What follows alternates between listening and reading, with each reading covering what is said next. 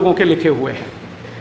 मैं आज का जो व्याख्यान आपके सामने प्रस्तुत कर रहा हूं, ये मेरे 15 साल के रिसर्च का निचोड़ है, 15 साल के शोध का निचोड़। पिछले 15 साल मैंने यूरोप के उन सभी फिलोसोफर्स को पढ़ा है जो बहुत ऊंचे माने जाते हैं, जैसे प्लेटो, अरिस्टोटल, लेबिनिज, देकार्ते। ये सब बहुत ऊंचे दार्शनिक माने जाते हैं। और प्लेटो के बारे में तो यूरोप में जो कहा जाता है ना, एक वाक्य में मैं आपको समझाता हूं। यूरोप के सारे देश एक साथ प्लेटो के बारे में एक बात कहते हैं, the whole of the European civilization is a footnote of Plato. The whole of the European civilization is a footnote of Plato. माने यूरोप की पूरी सभ्यता प्लेटो की बड़ी बड़ी पुस्तकों के लिखे गए फुट नोट के बराबर है। अर्थात प्लेटो यूरोप की सभ्यता में सबसे ऊंचा है। जैसे हम हमारे भारत की सभ्यता में किसी को बहुत ऊंचा माने, उदाहरण के लिए वाल्मीकि, गोस्वामी तुलसीदास, महाकवि कालिदास आदि आदि, ऐसे बहुत सारे नाम हम ले सकते हैं। हम मानते हैं कि हमारी सभ्यता में ये सब बहुत ऊंचे हैं, लेकिन यूरोप मानता है कि प्लेटो उनकी सभ्यता में सबसे ऊंचा है। प्लेटो ने अपनी जिंदगी में बहुत सारी किताबें लिखी हैं।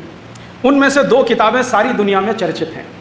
एक किताब का नाम है द रिपब्लिक और दूसरी किताब का नाम है लॉज, LAWS, लॉज। लॉज का सीधा सा मतलब होता है कानून। लॉज उसकी सबसे चर्चित किताब है पूरी दुनिया में, और उसके बाद दूसरा नंबर आता है द रिपब्लिक का। इन दोनों किताबों को मैंने बार बार पढ़ा है, ये समझने के लिए कि the whole of the European civilization is a footnote of Plato. तो प्लेटो के फुट नोट तो उसी की लिखी हुई किताबों में मिलेंगे, तो क्या फुट नोट है, जरा निकाल लो उनको और उनको विश्लेषित करके देखो कि उनकी सभ्यता कहाँ खड़ी है। फिर अपने साथ उसका अंतर ढूंढने की कोशिश करो कि हम अपनी सभ्यता में कहाँ खड़े हैं। इस दृष्टि से मैंने उसको बहुत अभ्यास किया। प्लेटो की लिखी हुई कुछ ओरिजिनल राइटिंग्स आज भी यूरोप की कुछ अलग अलग लाइब्रेरीज में रखी हुई हैं, पुस्तकालयों में रखी हुई हैं, वो भी इकट्ठा किया।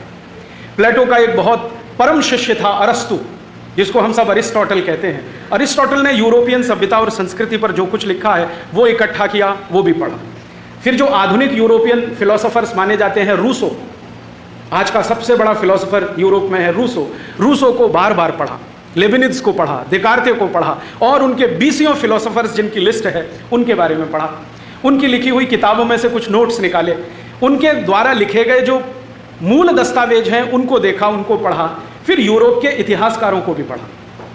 एक सबसे बड़ा यूरोपियन इतिहासकार है आर्नोल्ड टॉइनबी, उसने यूरोप के इतिहास पर सबसे ज़्यादा लिखा है, उसके दस्तावेज इकट्ठे किए। फिर एक जेम्स मिल हुआ है, दूसरा बड़ा यूरोपियन इतिहासकार, उसके दस्तावेज इकट्ठे किए, उनको भी देखा, पढ़ा।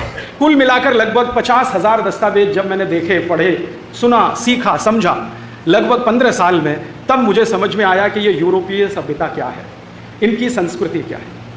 मैं आपको मेरे अनुभव से एक छोटी सी बात बताता हूँ। किसी भी देश की सभ्यता और संस्कृति को अगर समझना हो ठीक से, तो उनकी प्राइवेट लाइफ को देखना चाहिए, उनका निजी जीवन देखना चाहिए। निजी जीवन से मतलब उनका परिवार कैसा है, परिवार में बच्चों की क्या स्थिति है, पत्नी पति के बीच रिश्ते कैसे हैं, भाई बहन के बीच रिश्ते कैसे हैं, परिवारों के जो रिश्तेदार हैं उनके आपस के संबंध क्या हैं, परिवारों में संपत्ति है तो उसका बंटवारा कैसा होता है, अधिकार क्या है, कर्तव्य क्या है। क्यों देखना चाहिए? क्योंकि यूरोप के सभी फिलोसोफर्स और हिस्टोरियंस ये कहते हैं कि किसी भी व्यक्ति और समाज की जो निजी जिंदगी होती है उसी में से सार्वजनिक जिंदगी शुरू होती है। जो व्यक्ति अपनी प्राइवेट लाइफ में होता है ना, वही पब्लिक में होता है। अपनी निजी जिंदगी में वो जिस तरह का व्यवहार करेगा, अपनी सार्वजनिक जिंदगी में उसी तरह का लोकाचार बनेगा। जैसे आपको सुनकर बहुत हंसी आएगी, लेकिन ये गंभीर बात पूरे यूरोप में कही जाती है कि यूरोप में ये जो डेमोक्रेसी है ना, प्रजातंत्र, ये 14वीं शताब्दी में आया है। उसके पहले यूरोप में डेमोक्रेसी नहीं है, प्रजातंत्र नहीं है। प्रजातंत्र उनके यहाँ लगभग 600 साल पहले आया।